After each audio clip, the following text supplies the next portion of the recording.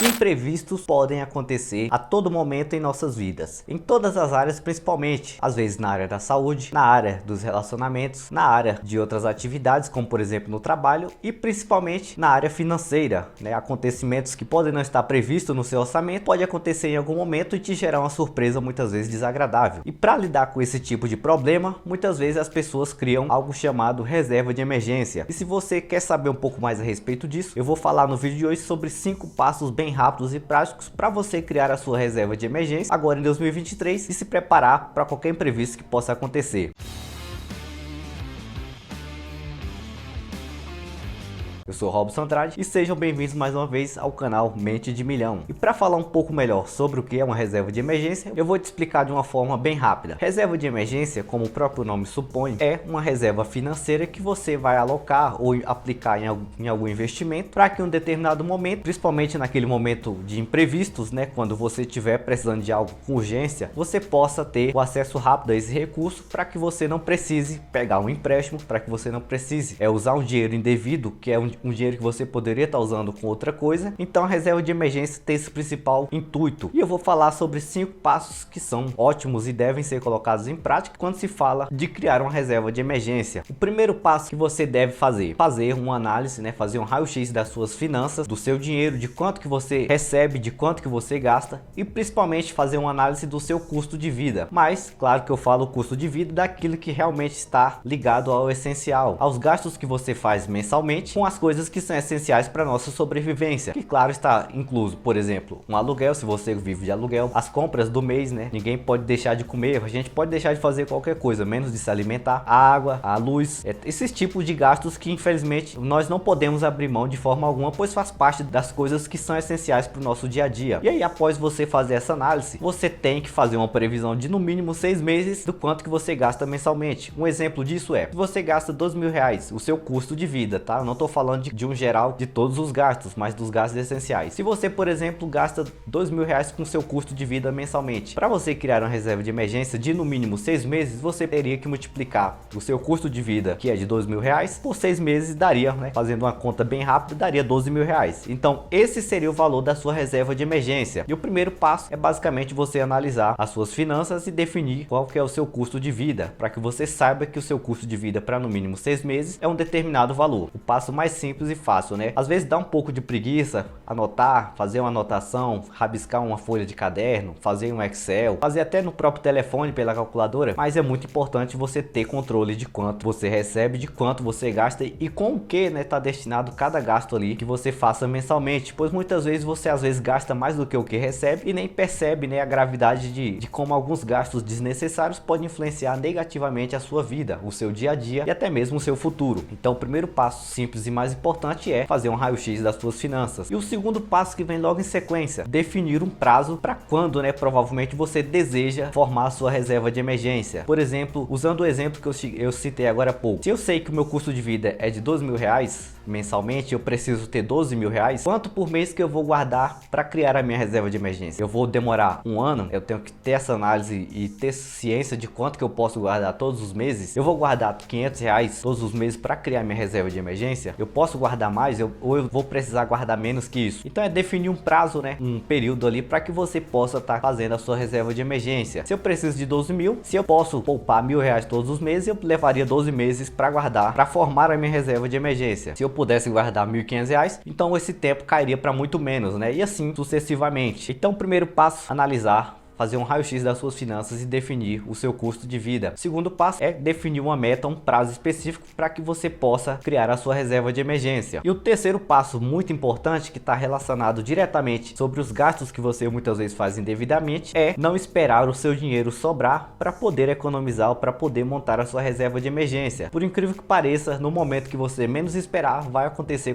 alguma coisa, né, que você vai precisar desse dinheiro e ter esse dinheirinho ali guardado, sabendo que você pode recorrer a isso num momento, né, muitas vezes surpreso, e geralmente acontece sempre em momentos negativos, né, por incrível que pareça. Qualquer acontecimento que vem a nós, geralmente só acontece em um momento de acontecimentos muitas vezes ruins, né, uma experiência às vezes acaba sendo uma experiência ruim que vem atrelada à necessidade de resolver ali financeiramente. Enfim, não deixar o dinheiro sobrar. é basicamente você criar, né, o hábito de se pagar em primeiro lugar. Criar o hábito de se pagar é basicamente toda vez que você receber o seu salário, né, a sua renda, seja um salário, ou se você é autônomo, ou se você é empresário, enfim, isso não indifere, né, daquela renda que você possui que cai na sua conta. É você definir já uma pequena porcentagem, uma pequena parcela desse dinheiro e guardar ali já na sua reserva de emergência. É se priorizar nesse aspecto, até porque isso vai ser algo bom para você. Imagine que você não tenha nada, que você já esteja em um momento cheio de dívida, endividado, e acontece algo que você precisa recorrer aos juros altíssimos que os bancos oferecem por cheque especial, por empréstimos ou até mesmo financiamento. Então é muito importante sim, às vezes as pessoas até falam que falar de dinheiro é coisa pra gente rico, e eu discordo totalmente dessa teoria, né? Falar de dinheiro é muito importante, tanto para você por si próprio aprender a controlar e ter ciência do quanto o dinheiro pode influenciar a cada dia na tua vida, quanto ser discutido isso com os amigos, com a pessoa que você convive, com a sua esposa, com seus filhos e assim sucessivamente. Então a terceira dica é basicamente essa, né? O terceiro passo é basicamente não esperar o dinheiro sobrar para montar a sua reserva de emergência, né? Faça o contrário, faça primeiro a sua reserva de emergência e depois administre o que sobrar, pois assim você vai ter muito mais controle do seu dinheiro e mais certeza de que em momentos de imprevistos você vai poder, né, saber lidar facilmente com a sua reserva financeira criada. E o quarto passo, seguindo aí a trilogia dos 3 primeiros passos que eu falei, o quarto passo é definir um local seguro e que tenha um bom retorno para guardar esse dinheiro. E existem basicamente duas opções que tenham alta liquidez, né, que é aquela situação onde eu tenho a facilidade de resgatar o dinheiro, a facilidade que eu tenho de converter um bem, por exemplo, em dinheiro novamente. O sentido de liquidez é basicamente isso, é qualquer coisa ou objeto ou um bem que eu possa converter em dinheiro novamente para ter ali para aquele momento que eu preciso de necessidade. Então existem basicamente dois investimentos que são a porta de entrada para quem quer montar uma reserva de emergência. O primeiro poderia ser Tesouro Selic, que é um título do governo com liquidez diária e com uma boa rentabilidade. A taxa Selic atualmente está em 13,75 ao ano. A segunda opção de investimento seria CDBs pagando pelo menos 100% do CDI, que é uma taxa que está aí também na casa dos 13,65% ao ano, quase igual à taxa Selic. São duas taxas diferentes, mas estão em um momento em um sentido de alta, né? São duas taxas que estão altíssimas e são base aí para outras taxas de juros também. Investindo em CDI você pode colocar como, por exemplo, já foi até um vídeo que eu fiz aqui em outro determinado momento, investir pelo Nubank, pelo Banco Inter. Já falei aqui em algum outro momento sobre títulos de CDBs e sobre Tesouro Selic. Inclusive, há poucos dias eu trouxe um vídeo falando, né, de como você poderia montar a sua reserva de emergência direto pelo Nubank. Se vocês quiserem, eu vou deixar a sugestão aqui para vocês passarem e dar uma olhada no vídeo. É importante se você quer aprender até mais sobre CDBs. Então, basicamente, você vai ter dois investimentos seguros que tem garantia tanto do Tesouro Nacional, que é uma autarquia do governo, quanto do FGC, que é o Fundo Garantidor de Crédito. Você tem dois investimentos com uma boa rentabilidade, com a segurança e com a garantia, né,